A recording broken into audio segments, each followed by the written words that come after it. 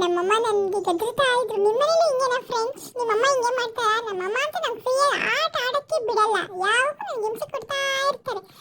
ಅಜ್ಜಿ ನನಗೆ ಫ್ರೂಟ್ಸ್ ಎಲ್ಲ ತಂದಿದ್ರು ತಿನ್ನಕ್ಕೆ, ಏನ್ ತಂದಿದ್ದಾರೆ ಅಂತ ನೋಡ್ತಾ ಇದ್ದೆ. ಆದ್ರೂ ನಮ್ಮಮ್ಮ ಬೈತಿದ್ರು, ಅದು ಮುಟ್ಬೇಡ ಇದು ಮುಟ್ಬೇಡ ಅಂತ ಹಿಂಸೆ ಕೊಡ್ತಾ ಇದ್ರು. ನಾನು ಬಿಡ್ತಿಲ್ಲ, ನಮ್ಮಮ್ಮ ಚೆನ್ನಾಗಿ ಆಟ ಆಡಿಸ್ದೆ. ಆಮೇಲೆ ನಿಹಾಲ್ ಫೋನ್ ಮಾಡಿದ್ದ, ನಿಹಾಲ್ ಜೊತೆ ಮಾತಾಡ್ತಾ ಇದ್ದೆ. ಆಟಕ್ಕೆ ಬಾ ಅಂತ ಎಷ್ಟೊತ್ತಿ ಕರೆದ್ರು ಬಂದೇ ಇಲ್ಲ ಅವನು. ಆಮೇಲೆ ಸಂಜೆ 5 o'clock ಆಯ್ತು, ನಾನು ಹೊರಗಡೆ ಹೋಗೋಣ ಅಂತ ರೆಡಿ ಆದೆ. ಅಮ್ಮ ಪಾಪು ನೋಡಿ ಕರ್ಕೊಂಡು ಹೋಗ್ತೀನಿ ಅಂತ ಹೇಳಿದ್ರು, ಅದಕ್ಕೆ ರೆಡಿ ಆದೆ. ಈಗ ನೋಡಿ ನಾವು ಪಾಪು ಮನೆಗೆ ಬಂದಿದ್ದೀವಿ. ಪಾಪು ಆಟ ಸಾಮಾನು ಇತ್ತಲ್ಲ, ಅದೆಲ್ಲ ನಾನು ಆಟ ಆಡ್ತಾ ಇದ್ದೀನಿ.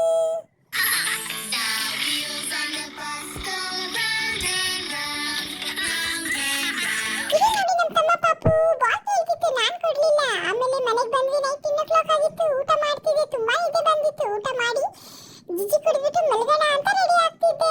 ಆದ್ರೆ ನಮ್ಮಮ್ಮ ಇವಾಗ ಊಟ ಮಾಡಿದ್ಯಾ, ಜೀರ್ಣ ಆಗ್ಬೇಕು ಅಂತ ಹೇಳ್ತಾ ಇದ್ದಾರೆ. ಮಧ್ಯಾಹ್ನ ಎಲ್ಲ ಜೀರ್ಣ ಆಗ್ಬೇಕು ಅಂತ ಓಡಾಡ್ತಾ ಇದ್ದೆ. ಈಗ ಮಲ್ಕೋತೀನಿ ಅಂತ ನನ್ನ ಆಟ ಆಡಿಸ್ತಾ ಇದ್ರು. ನಂಗಂತೂ ತುಂಬಾ ನಿದ್ದೆ ಬಂದಿತ್ತು. ನಮ್ಮಮ್ಮ ಮಲ್ಕ್ಸಲ್ಲ ಅಂತ ಹೇಳ್ಬಿಟ್ಟು ನಾನೇ ಮಲ್ಗೋಣ ಅಂತ ಹೋಗ್ಬಿಟ್ಟೆ ಬೇಗ ಬೇಗ. ಆದ್ರೆ ನಮ್ಮಮ್ಮ ಬಿಡ್ತಾರಾ? ಬಿಡ್ಲಿಲ್ಲ. ಇಷ್ಟು ಬೇಗ ಮಲ್ಕೋತೀಯ ಅಂತ ಹೇಳ್ಬಿಟ್ಟು ನನ್ನ ಎಬ್ಬಿಸ್ತಾ ಇದ್ದಾರೆ.